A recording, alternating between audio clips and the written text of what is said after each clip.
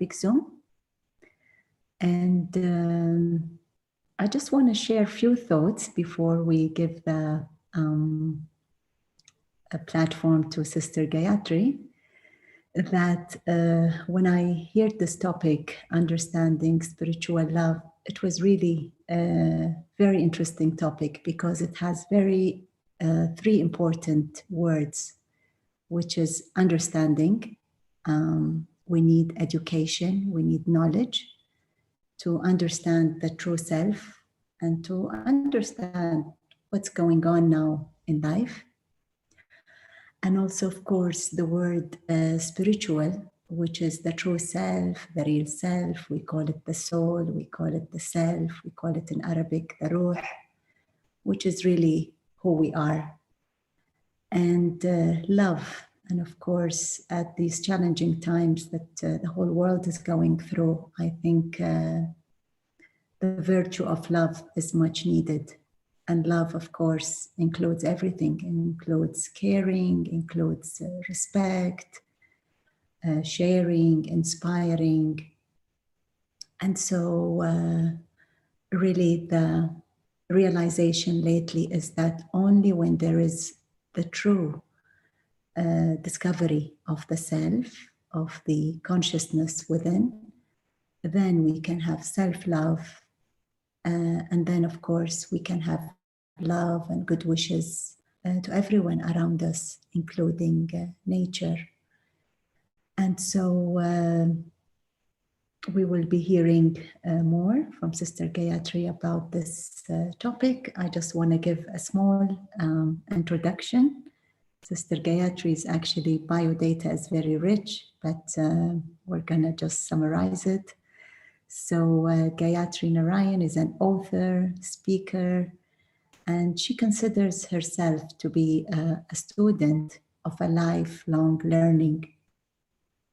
She studies and practices Raja Yoga meditation. The pure intent in the service that she does is on developing spiritual life skills and integrating them into our practical lifestyle. Sister Gayatri represents the Brahma Kumari at the United Nations, where she engages in looking at the landscapes of the Sustainable Development Goals, which are called the 5 Ps, peace, people, planet, prosperity, and partnership. Within the context of the Sustainable Development Goals, she's a part of a team that explores transformation as a spiritual phenomena. Sister Gayatri serves also as the Vice Chair to the International Day of Yoga Committee at the United Nations. Gayatri currently lives in New York City since 1978, and she was born in Guyana. Sister Gayatri also is a co-author of the book Something Beyond Greatness, which she will be referring to during our session together. And just the last thing, my experience with Sister Gayatri, actually, I've known Sister Gayatri for the last 10 years. And she has been a wonderful inspiration and a teacher. And I just really loved whatever time I shared with you, Sister Gayatri, in New York and in India. So very, very happy to have you with us today. And we're looking forward to hear from you. Thank you. Thank you very much, Mona. Let me apologize for my throat. I don't know if I'm coming down with something, but there's something there in my throat. So I hope you can hear me clearly, everyone. And you'll be able to understand what I'm saying, regardless of my throat not being so good. It is a pleasure to be with all of you today and to share on this very interesting topic of understanding spiritual love. Because I think at this time in our world, during this pandemic, one of the things that people are realizing is how grief is breaking hearts.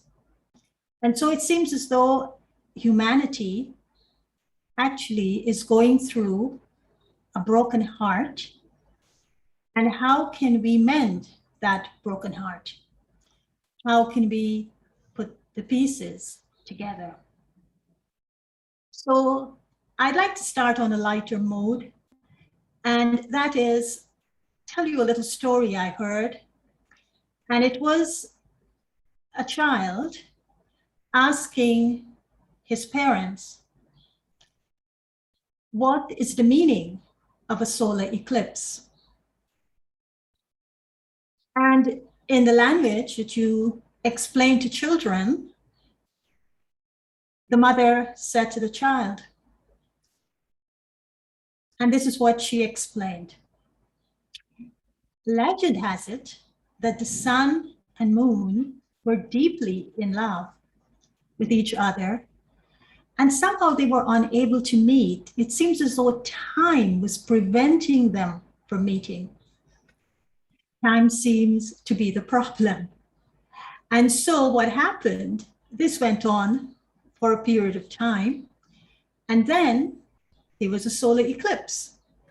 And the solar eclipse was the meeting between the sun and the moon. And of course, the earth quaked. The earth, I suppose that was the first earthquake. So I wanted to start with this very simple metaphor of spiritual love. It's something that happens in a meeting. It's something that gets experienced in a meeting. The solar eclipse is a metaphor for a meeting of love between the soul, the lover, and God, the beloved. And of course, in this meeting of love between the soul, the lover, and God, the beloved, the entire panorama of life got revealed. So for me, before we go into understanding what spiritual love is all about, I think let's attempt looking at the meaning of spiritual love. Let's go to the meaning, and then we look at the understanding of it. As you heard from my bio, I practice Raja Yoga meditation. And for me, meditation is a meeting with life. And through this meeting of life, it's as though I'm meeting myself, the soul, life. I'm meeting with God, the Son, and that is life. And in this meeting of life, the greatest love is experienced. To be in remembrance is like giving yourself fully to God. It's giving the soul fully to God, not parts. I'm not just giving my mind. I'm not just giving my heart. I'm not just giving piece of my personality, but I'm giving my whole self to God fully. And through this giving, I'm able to somehow make a shift to believe in a higher love that is unlimited. I think ultimately this is what really matters at the end of the day. Trying to understand spiritual love is perhaps the first step. But for me, what really matters is believing much more in God's unlimited love than in the limitations of human love. Because human love usually is riddled with expectations. And when I use the word believe, I'm connecting it to, of course, understanding, a deeper knowing based on that understanding, and then experiencing it, feeling it in my very being.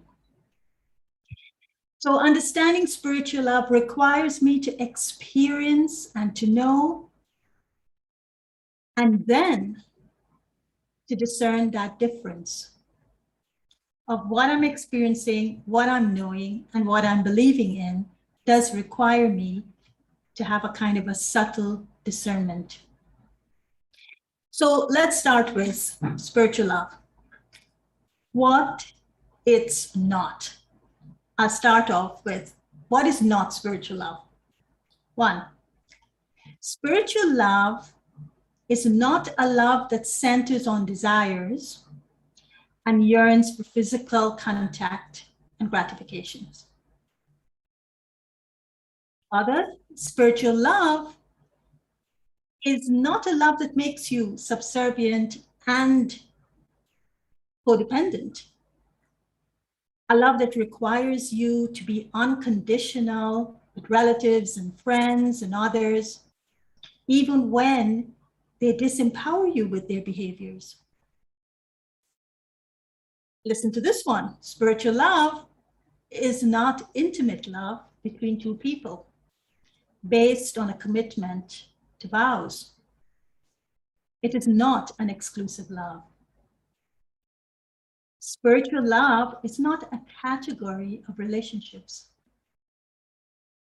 And spiritual love is not a product. It's not a commodity. It's not an idea. And for me, it's not even a cherished belief. These are ways that we seek to infuse spiritual love into our lives and into relationships and even into our creativity. We have become people in pursuit of love. We are seekers of love rather than being in love. So understanding spiritual love for me is about being in love. Being in love requires me to open myself to the realization of a higher love. So I'm sure I've started putting pebbles in your mind by telling you what spiritual love is not. So then what is spiritual love? Now, in explaining to you what I experience to be spiritual love and what I understand to be spiritual love, I'm going to take you to that higher level, that higher love, that somehow there's a space in our souls, a very sacred space that nothing could touch, but it is like a secret hiding space there, that a spark, you just need one spark, and that love would emerge out of that sacred secret space in our souls. And so in this context, that is waiting to burst forth, and for that experience of a higher love to be had, I'm going to describe what this higher love is, what this spiritual love is. So what is spiritual love then? Spiritual love is a supreme feeling. It gets ignited when the soul reconnects to God. Some refer to this as our spiritual birthright. Some refers to it as a supreme feeling or a supreme emotion. Some refers to it as a spiritual power. But it is that gets ignited. The second is that spiritual power turns ordinary life into a great life. Because this love emerges from a supreme source and flows into the soul and connects to that secret spark of that same quality of love in the soul, and then it flows through the soul like a conduit, it influences everything. Once it flows in, it influences. So what does it influence to make something ordinary into something great? It influences the way I think, the way I feel, the way I act or do, and it also influences what I become. It can actually make the impossible possible. You know, we've heard about love can move mountains. Well, that's the impossible into the possible.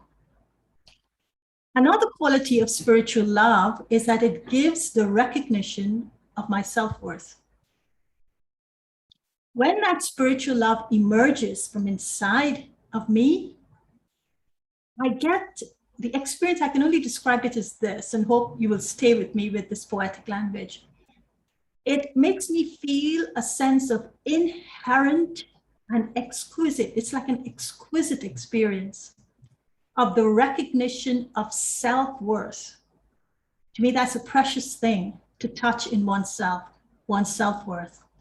And it takes the soul into an extraordinary sense of self. Now, this is not ego. This is not arrogance. This is just a recognition of a worth that gives me a sense of who I am. I think it answers that question, who I am, because it places me or into a state of being from which this worth is reflected back to me. But the beautiful thing about that is that my self-worth is seen through my presence. And when that self-worth shines through my presence, I tend to look at others in the same way. And one of the beautiful concepts of spiritual love, igniting that self-worth, is that I can then see others with love and as legitimate others. I don't discriminate. The other element of spiritual love is that it transcends and it includes. You heard that spiritual love is not exclusive.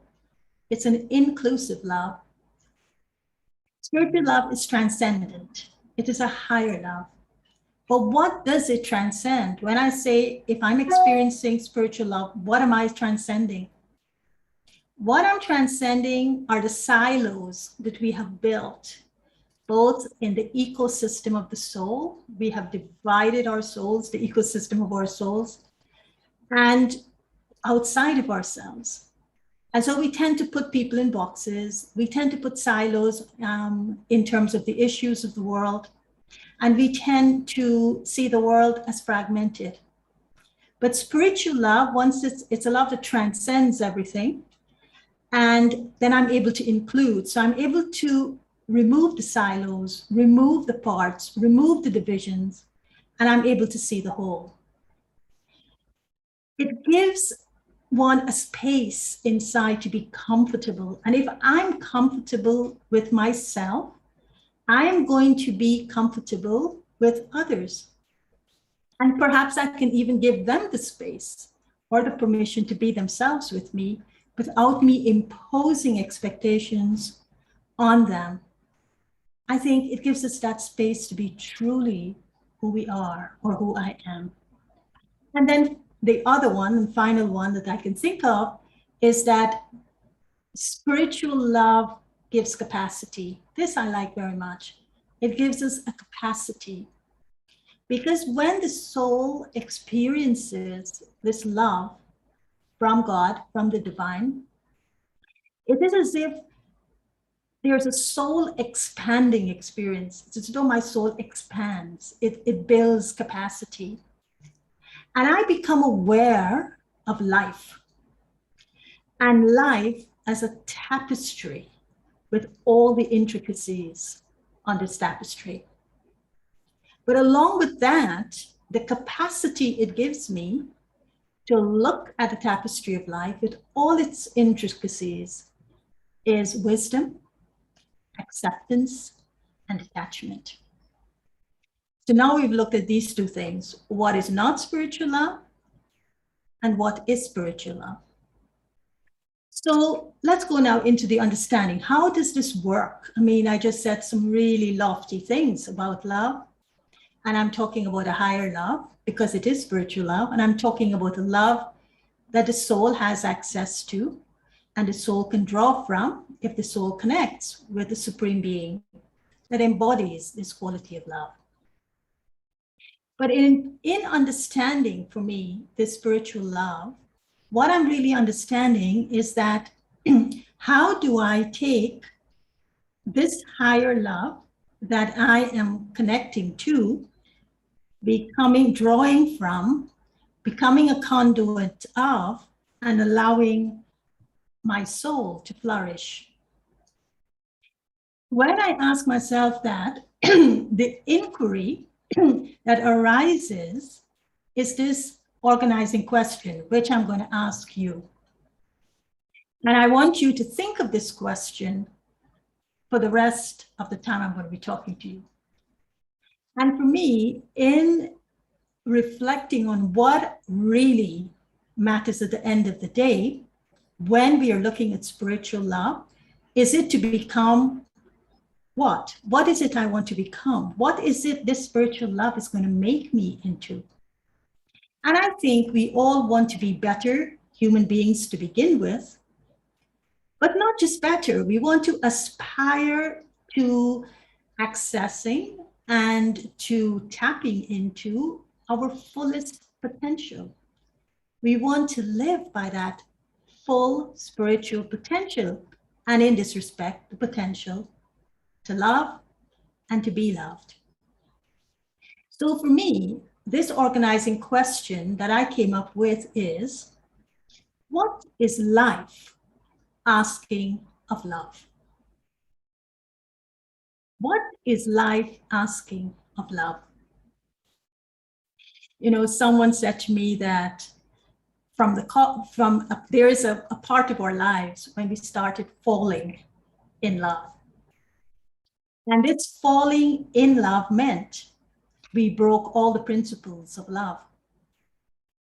And each time we broke the principles of spiritual love and we brought it into a secular love, a love that divides, a love that is exclusive, a love that we try so hard to please and cannot please, a love that had jealousy. We broke all these principles of spiritual love. And then what happens, there comes a time, the solar eclipse, when the sun and the moon meet. And what happens in that meeting of the greatest love of all is that humanity was then asked to rebuild these principles that were broken. So that rather than falling in love, we started being in love. So what is life asking of love? Because life and love are very close. They're like the sun and moon.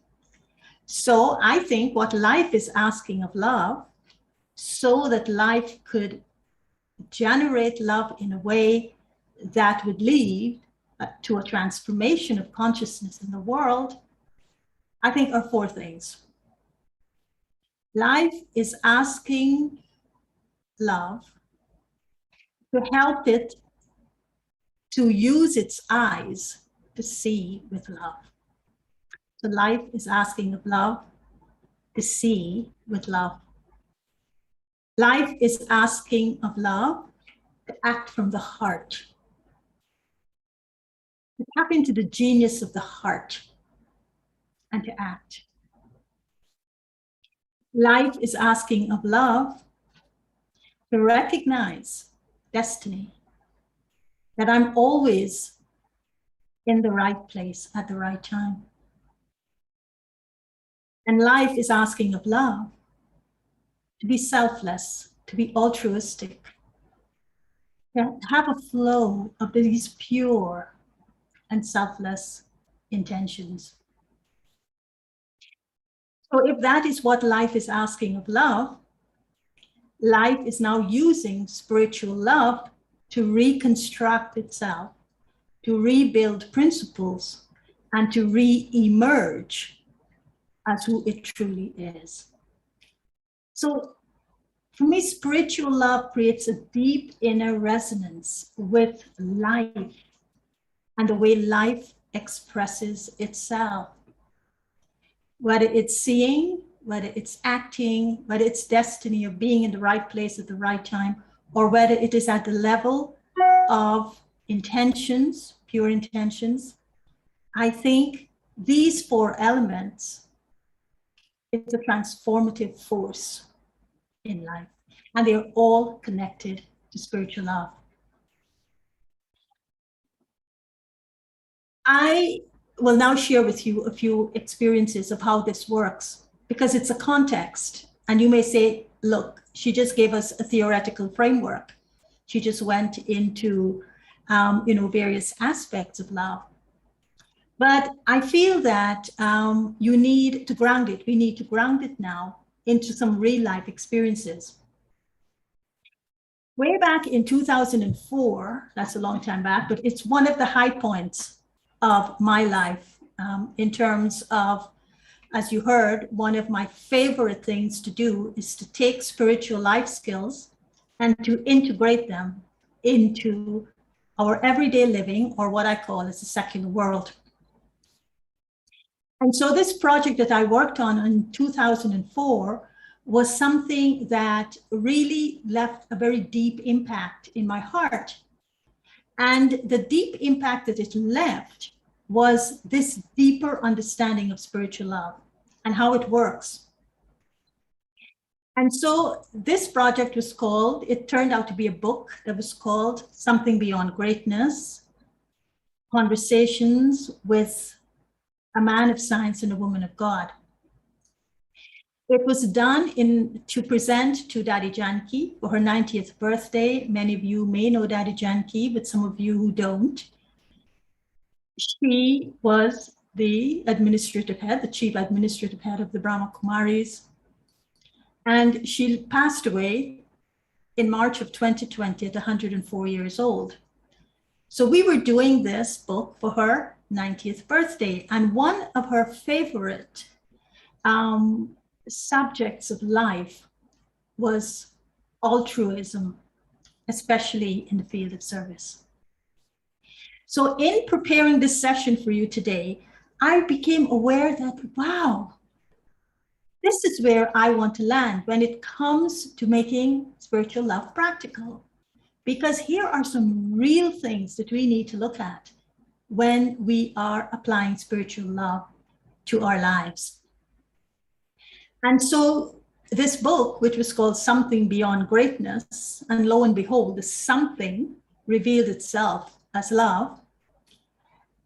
And the conversations that occurred were just reflections from a person. His name was Umberto Maturana, and he's left the body now, was a cognitive scientist, and he studied the biology of love as a scientist. And then he reflected from that perspective on the stories, and Daddy Janki, the woman of God, reflected on the stories from a spiritual perspective. What they were both looking at in relation to the stories as something beyond greatness was how love actually worked in people's lives. So it was very fascinating. One of the things that emerged from that science, from that research project I did, was a deep recognition that spiritual love is a powerful, underused potential in all souls. It's not that some souls have spiritual love and others don't. All souls have a right, a spiritual right to spiritual love.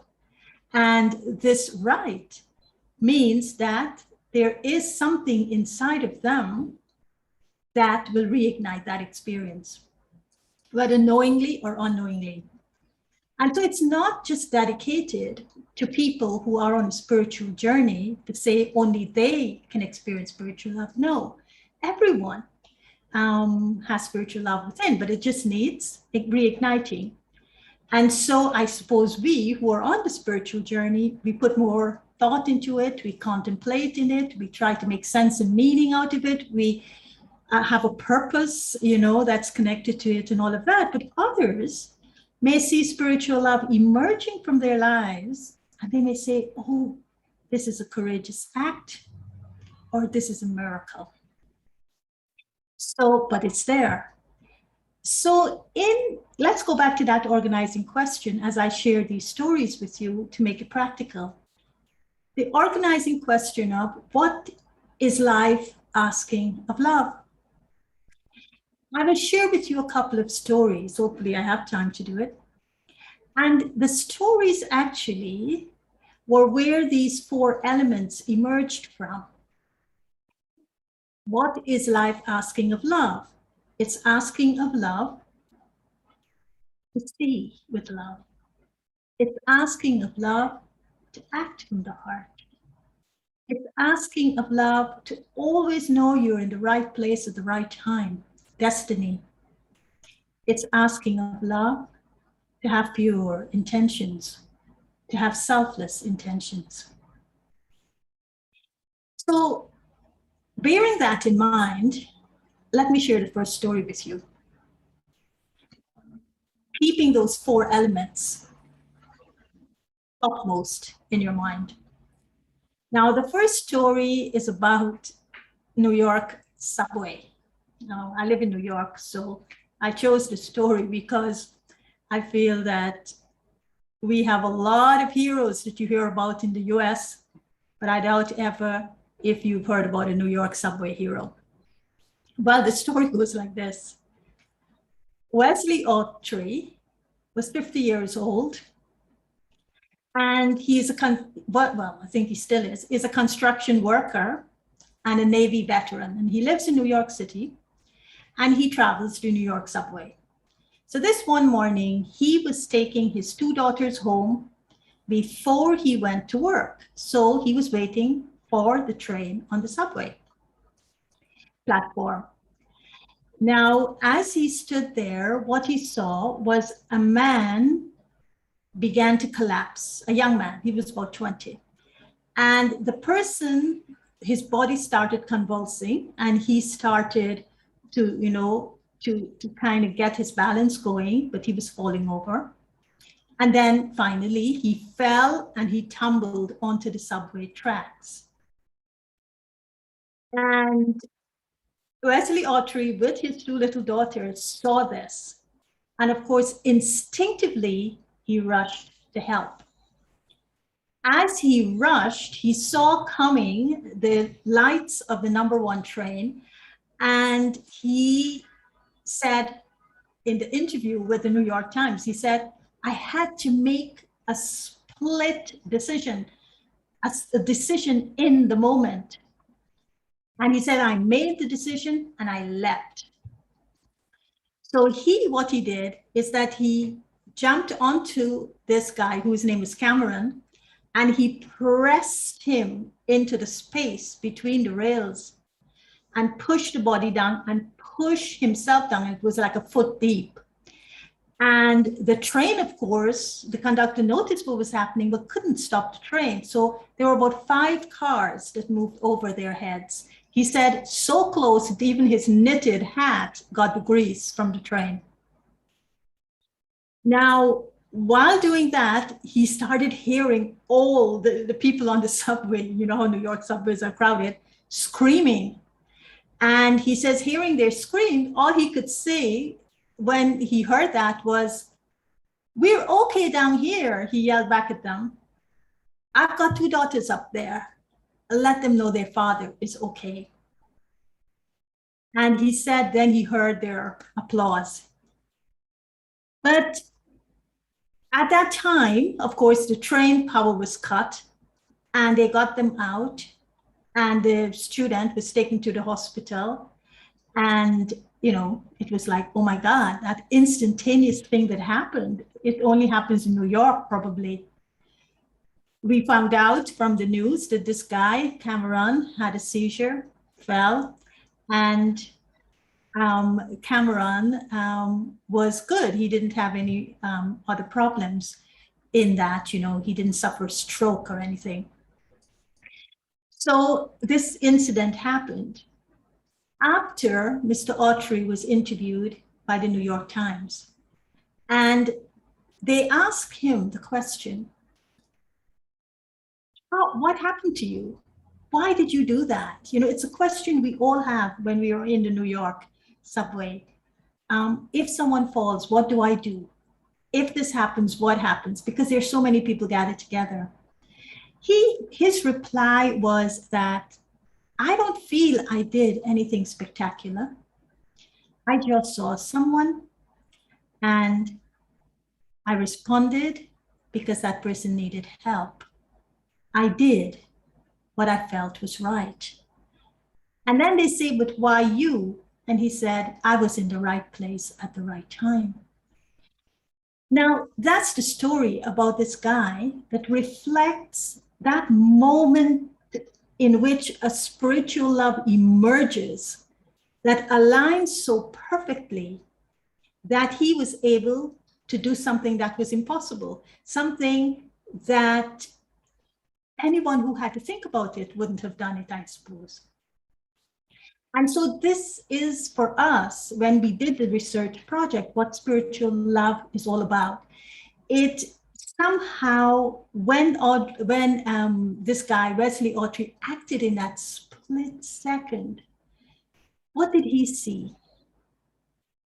Seeing with love, he didn't see he was a different nationality or who is this guy or what is happening. Seeing with love, he saw someone in jeopardy and he leapt on the tracks to help that one. Regardless of the train was coming, he saw the lights. When he saw that, the instant response of seeing, actually seeing with love, aligned the other. He acted from his heart. He knew he was in the right place at the right time. And he did it without any reason. I mean, without any selfish interest. And so this is what I mean with when there is spiritual love that emerges out of a soul. And I don't think Autry was a meditator, but just spontaneously that love emerged, that spiritual love. It was like a soul expanding experience that made him do things he wouldn't normally have done. It didn't appear that he was thinking that he has to make a choice here, whether he should do or not do. He instantly leapt and he saved a person's life. Now, also in the spiritual love, when someone does something like that, in this expansion of the soul's ability, the capacity for the soul to see everything and to act accordingly, there's a great deal of humility when they're talking about it. And, you know, it's a spiritual love for me when it gets expressed in these moments. I call them moments of greatness, moments of expressing spiritual love. It's that it is almost as if there is an inner readiness in the soul that seems to appear from nowhere. And so the person himself doing that courageous act or doing that act of greatness, as we would call it, they themselves don't know why they did it. So they don't take credit for it. It is as if they feel they were a conduit, they were an instrument, they were something to do something with, you know, logical sense they wouldn't have done. So this is what I would call spiritual love. And at that moment, this was what life was asking of love in relation to what Autry did. And I think that, like these little stories, what they do for us is that they give us a persistent evidence that that fundamental love, that spiritual love that exists in every soul has the potential to drive goodness within everyday life and in everyday people. This little spark makes ordinary people experience greatness in life. So I wanted to share one other story, but I don't know if I have time for it. But it is to do with another element of spiritual love in understanding it. And that element is more a considered one. And it's to do with forgiveness. And for me, this was a hard one. This was a really hard story when we were looking at it and we were researching it, because we all face it.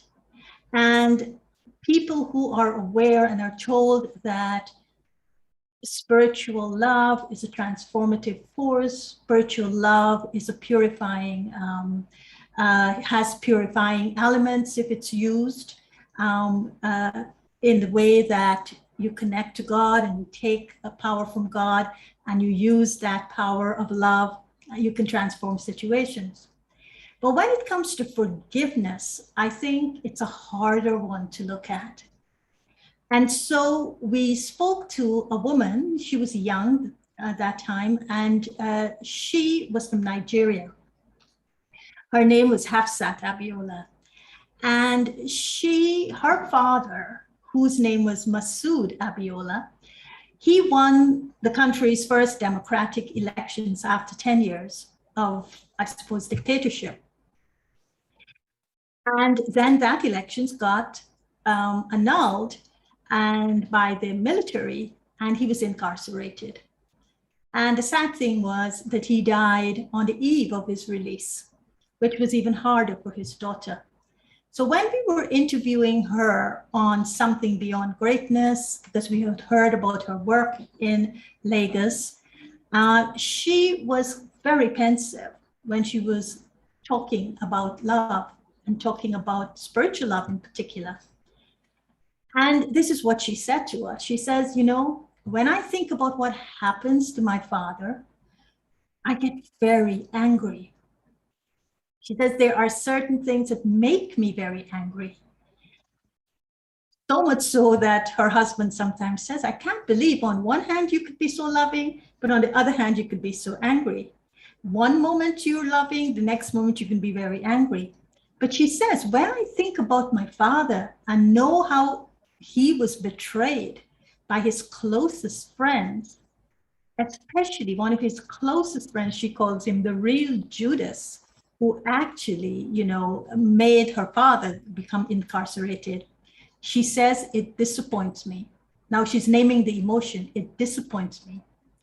And she says that when I get disappointed in that situation of what they did to my father, I feel disappointed with myself, that I'm not able to use this love, this higher love, to deal with the situation. She says, you know, sometimes I think that if I were to walk into a room and see this guy who betrayed my father, I would like to walk up to him and I would like to extend my hand to him. And in forgiveness, I really mean it. But she says, I cannot do it. And she says, because she cannot do it, she says, I feel really concerned about the limitations that I possess and how difficult it is to forgive because there's still anger in me. Now, she is saying that even though she believes in a spiritual love, a higher love, she's not able to use it because there's so many limitations. And of course, her limitation is anger. And so because we were having Maturana, the scientist, and Dadi, the spiritual person, reflect on the stories, we ask them to reflect, to help us reflect on what really is needed. What was life? What is life asking of Abiola in terms of love? What is life asking of love in relation to Abiola's story? And their reflections were quite interesting on this whole subject of spiritual love in relation to forgiveness. Maturana said that how would spiritual love work? He calls it love because he doesn't see it as spiritual necessarily, but he calls it love. He says that it may happen that she may go to this man, this person who betrayed her father, and tell him, I know you betrayed my father, but I have no anger anymore. I have lived in the world. I have seen how the world is changing. And so for the peace of my own soul and for the harmony of my living, I wish you well. He said if she had done that because she was in her spiritual love, then what do you think would have happened? The man, he's setting up this scenario. The man would have said, oh my goodness, she knows that I did this. And I believe in her sincerity. She's no hypocrite. So the spiritual love, acting from that spiritual love, when it is devoid of anger, this is what happens. The other person would hear it. The other person would know the sincerity of it. And the other person would know that she's no hypocrite. She's not just saying it for saying it purpose. But what was more interesting for me was what Maturana said. And that is, he said that with spiritual love, when you're acting from the heart, the action touches the other's heart. And the other would see that action, especially in the realm of forgiveness, as an act of love. They would see it as an honest person attempting to go beyond a painful situation. So what would be seen as her greatness wasn't the result of the action, but it was the generosity of her spirit. And if she was able to do it, and this is our challenge, working with spiritual love, if we are able to truly recognize that spark and let it flow, connecting to the source, we would truly be able, in our acts from the heart, free ourselves from the resentments that we carry. And however, he said she wasn't ready for it because she didn't have that alignment or that harmony with the source that would give her the power to do it enough or sufficiently. Because if she were to just lip service, at least she was an honest person to recognize she wasn't ready for it. But if she were to just go up to this person and said, okay, I forgive you. I just wanted to liberate myself, but she wasn't free from her resentment, she wouldn't have been able to forget it. That anger would stay with her even stronger. So when there is spiritual love in forgiveness, we also have to forget. Because forgiveness, spiritual love says, forgiveness does not occur if you don't forget. Forgiveness occurs only when you forget. And he described forgetting. He says forgetting means to forget even the emotion that holds you to what had happened. And love, spiritual love, could set free that emotion that holds us and prevents us from forgiving. So I thought that was an interesting, and he's a scientist coming, reflecting on this story. But Daddy Janki then went even deeper into explaining to us how spiritual love works. And I think this, I will end with this because it's the ultimate meaning of spiritual love. Daddy Janki says that the same ones who brought us sorrow and anger will come in front of us one day to be forgiven.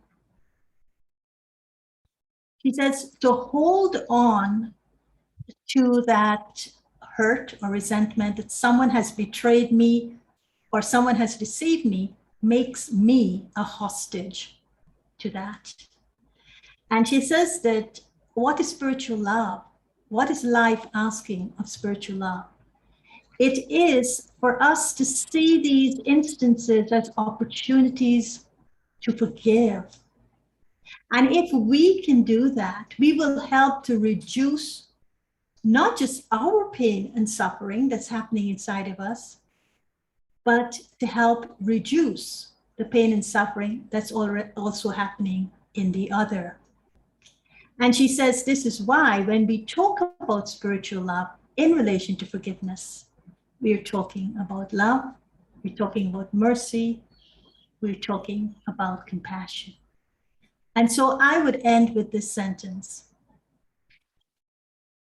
Someone forget their own deeds is the highest form of spiritual love. And this is what life is asking of love. Thank you and Om Shanti.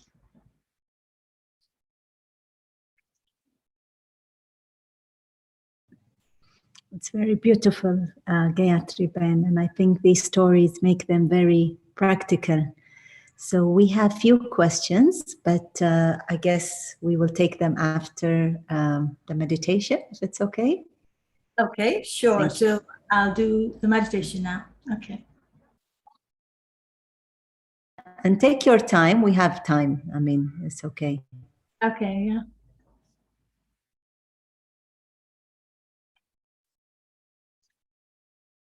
So let's use this organizing question.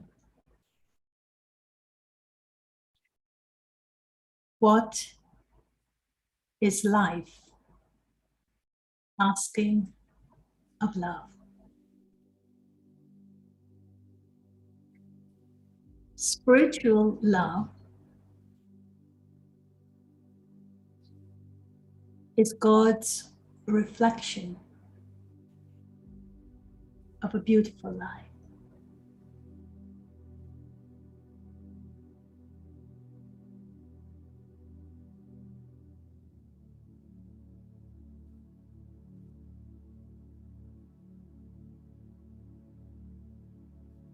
Spiritual love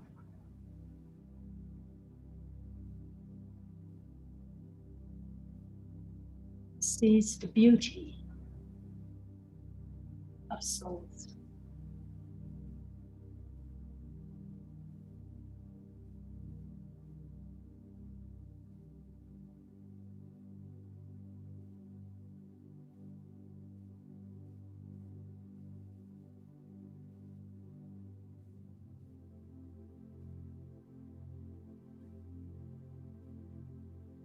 Beauty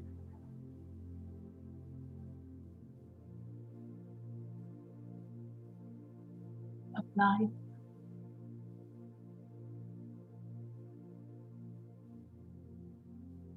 makes me love more.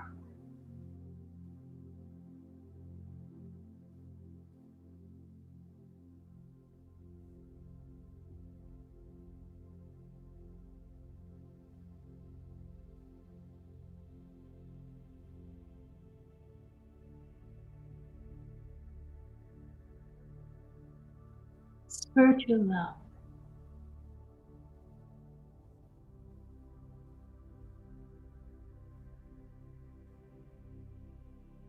lives within me.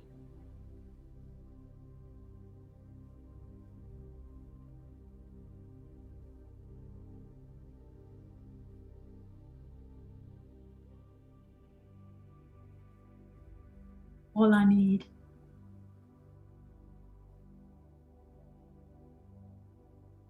is to ignite it.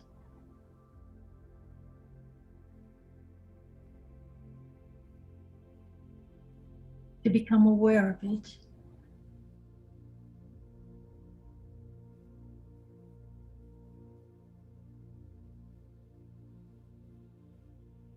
To recognize it as a spiritual birthright.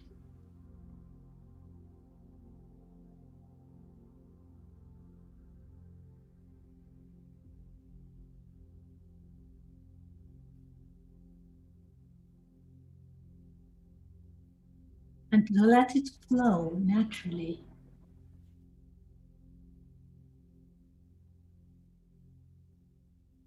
through my being.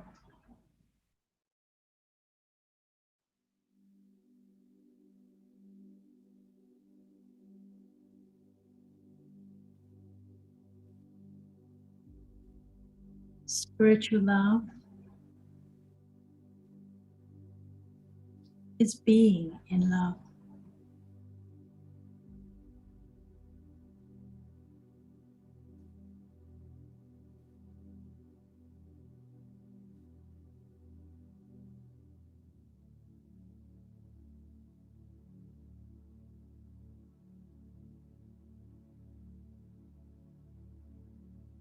My being is consumed with this higher love.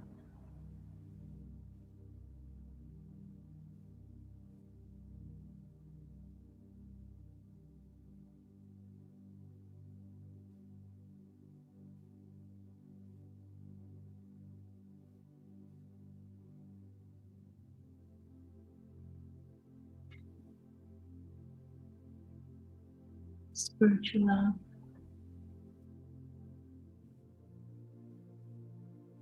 is a transcendent love.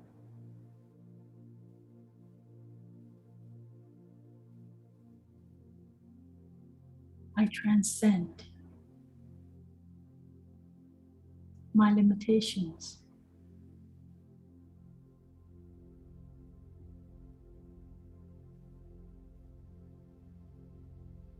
And I am in awe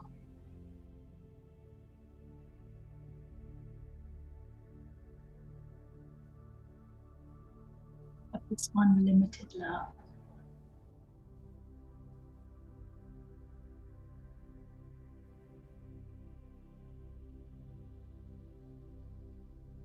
When I'm connected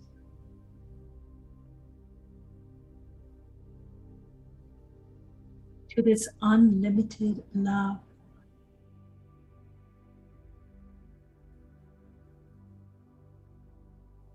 it flows through my being as a supreme feeling.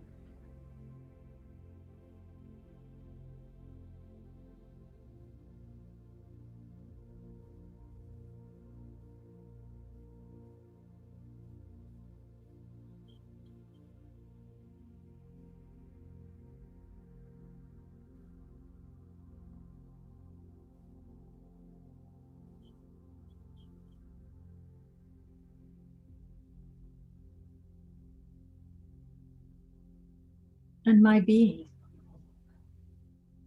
life,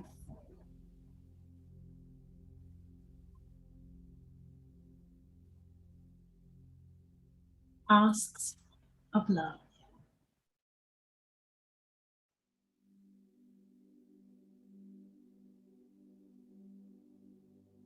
Flow naturally through my eyes,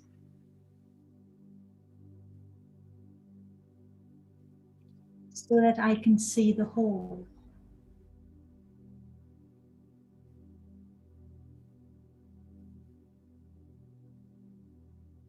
And not the parts.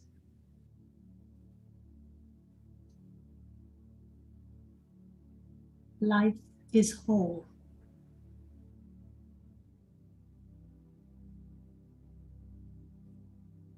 It's not fragmented.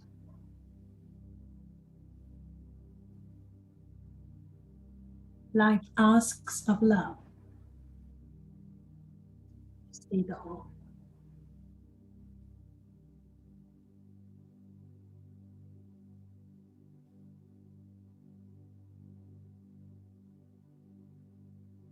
Life says to love, remove the thorns from my heart.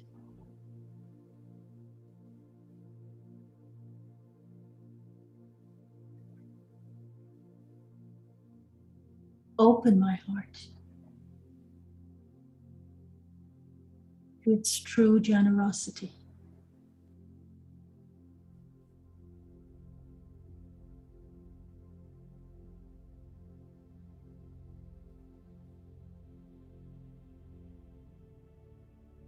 Life asks of love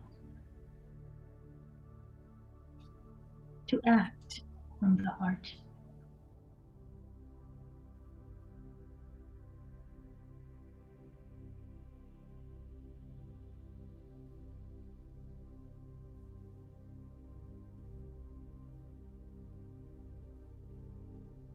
And to let each action become a poetic one.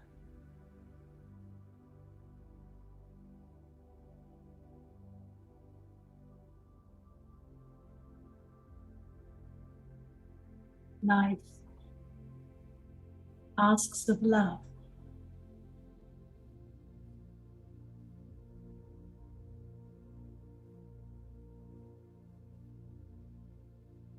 be the ink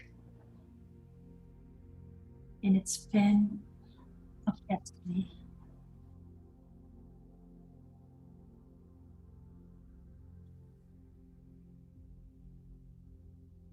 to be present in every moment.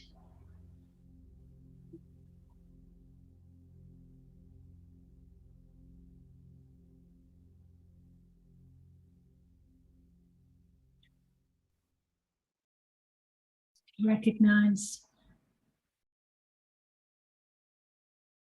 that love is necessary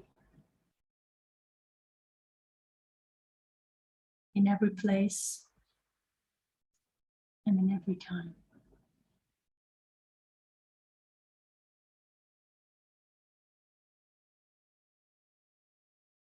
Life asks of love.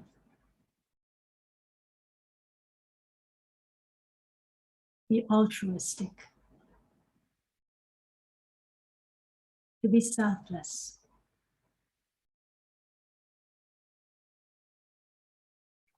So that the pure love that emerges from the source and flows through the being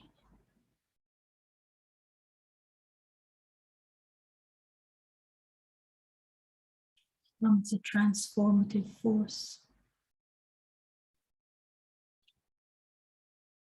in the world.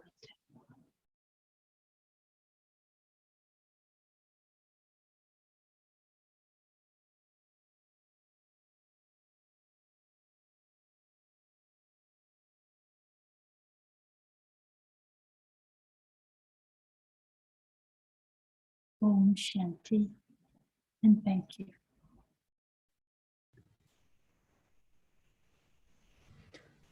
Thank you. Thank you, Gayatri Ben, for that lovely meditation. So someone is asking if you can repeat the last sentence that you ended with, if you remember.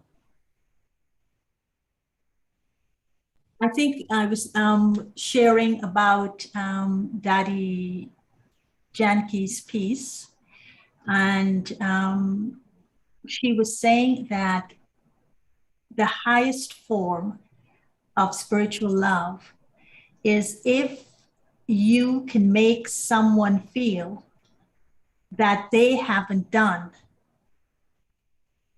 something to you. That would be the highest form of forgiveness. One is a forgiveness that you forgive someone and you get rid of the resentment and you get rid of the anger. But she says that is one part of spiritual love. But a complete spiritual love is that you would, in your presence, the other person would forget it as well. And when that person could forget that something like this happens, then that's true forgiveness.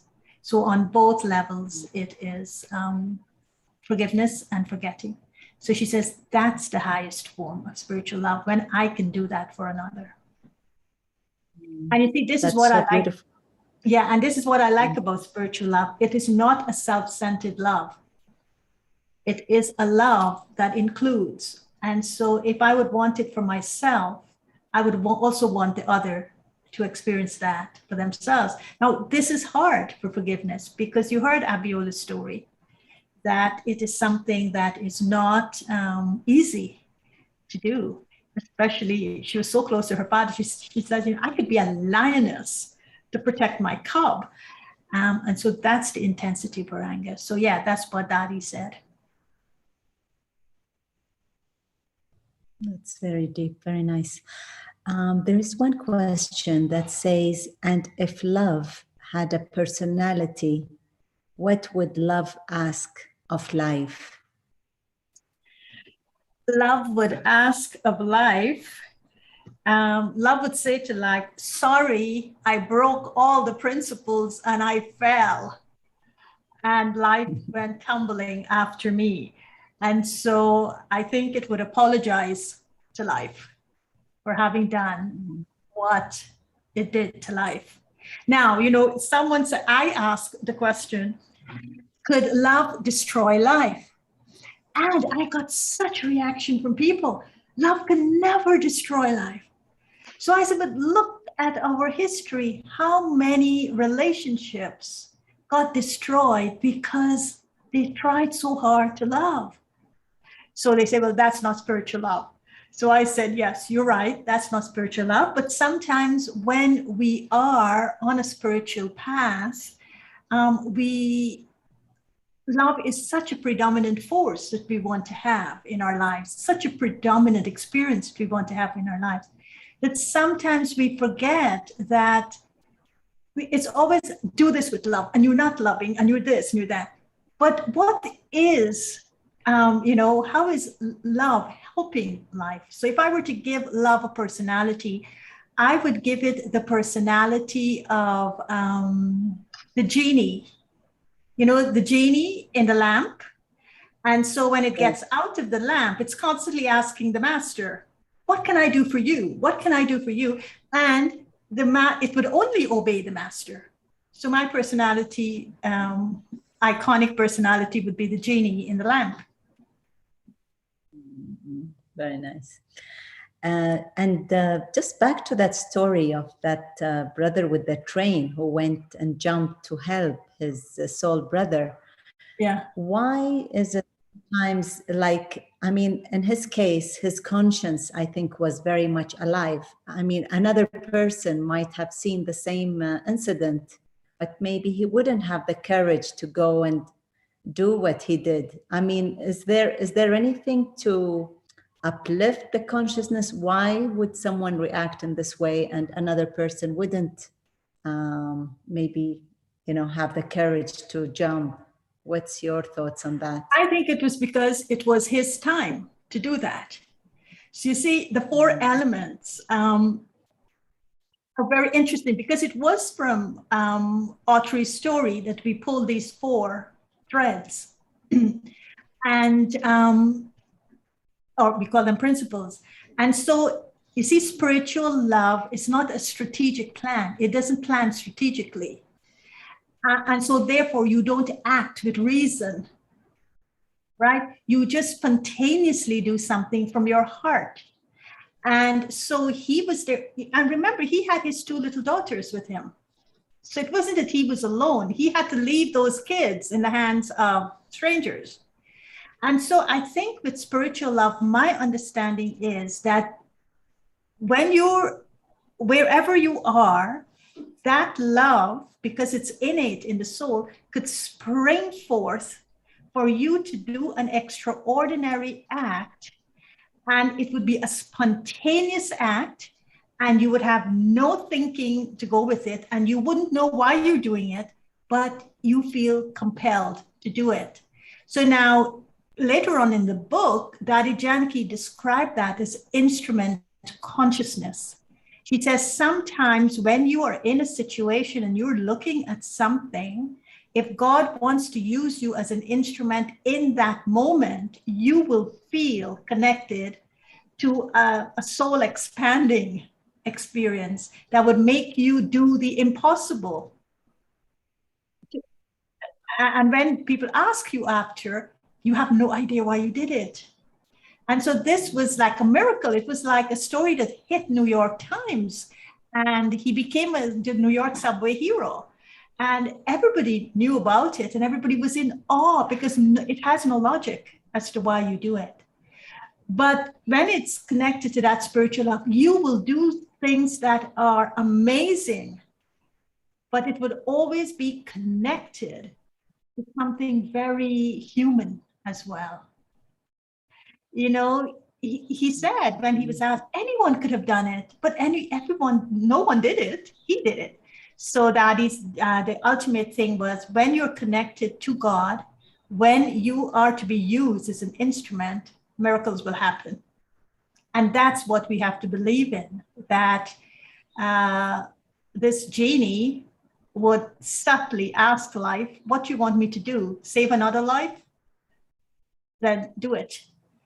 And so it is as though that soul expanding experience happens, the capacity builds, you transcend all the limitations, and you jump, you leap, and you do that.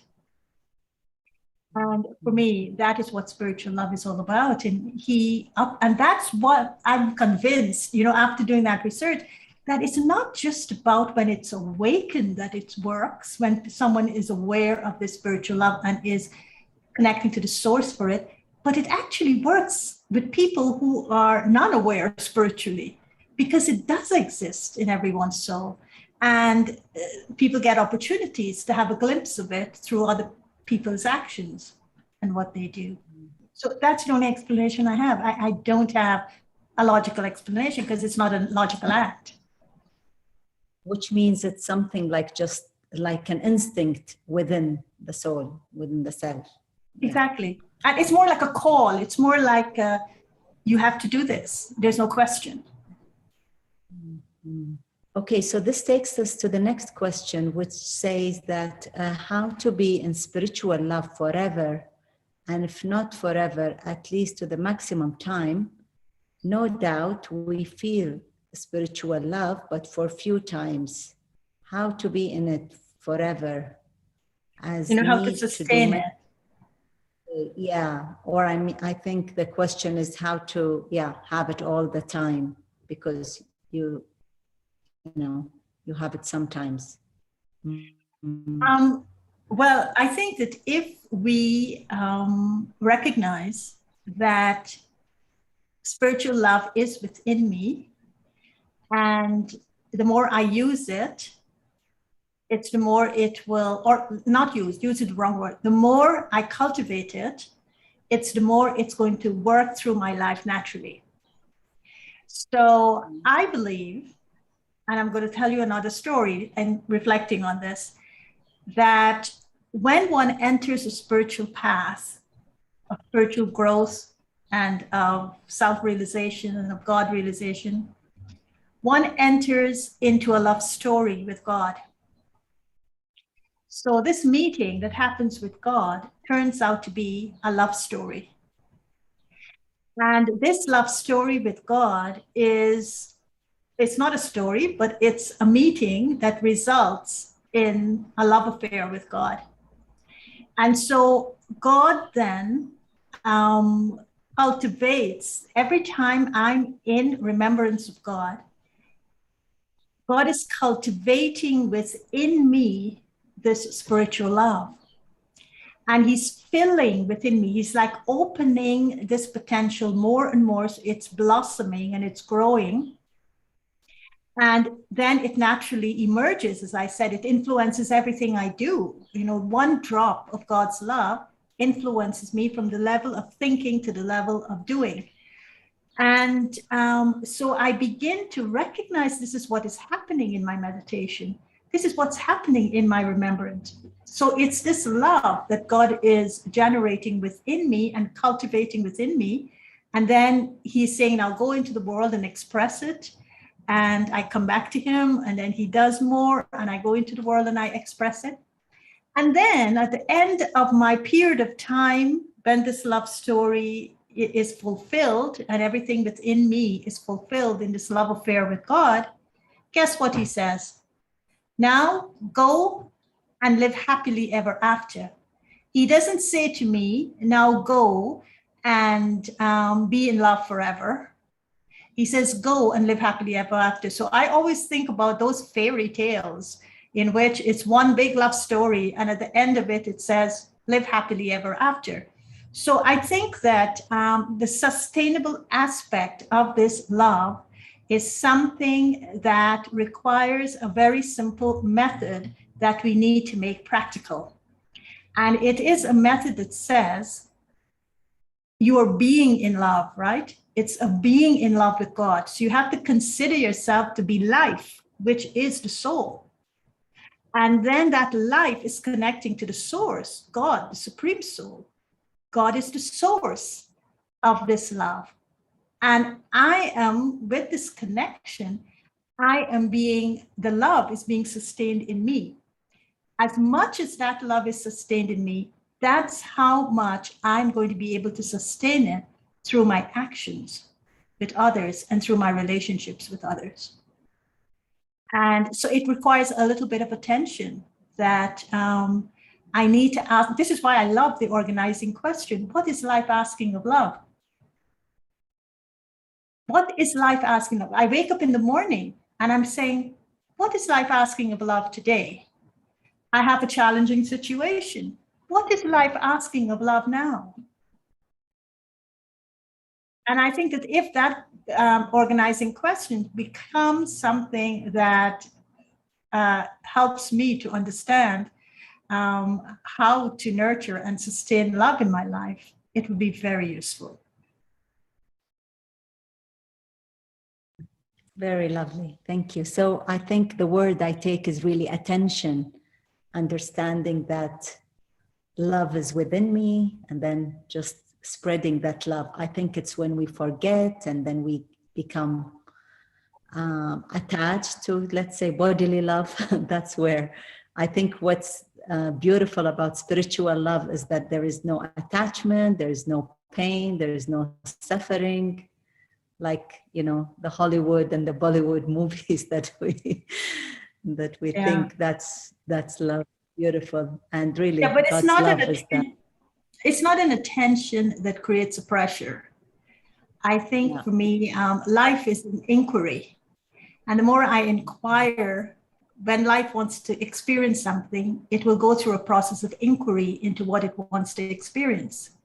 And so the more I go into an inquiry of the relationship I have with love, it's the more I'll sustain that love within me. It's a very natural kind of, yes. Thank you so much. We come to the end of our session. Gayatri, thanks for your time, for your beautiful sharings, and the stories are really very much touching. So really lots of love to you, and thanks for being with us. And I just want to announce that tomorrow also at 6:30 to 7:30 Kuwait time, we have online meditation with Sister Aruna Latva. So please welcome whoever likes to join. We're going to have the ad soon. And thank you, Gayatri, and lots of love to everyone in New York and the States. Thank you all very much. It was lovely being with you, and good luck. We look forward to having you here after the pandemic in Kuwait. Yes, sure. Bye-bye. Thank you. Okay, see you. Bye-bye.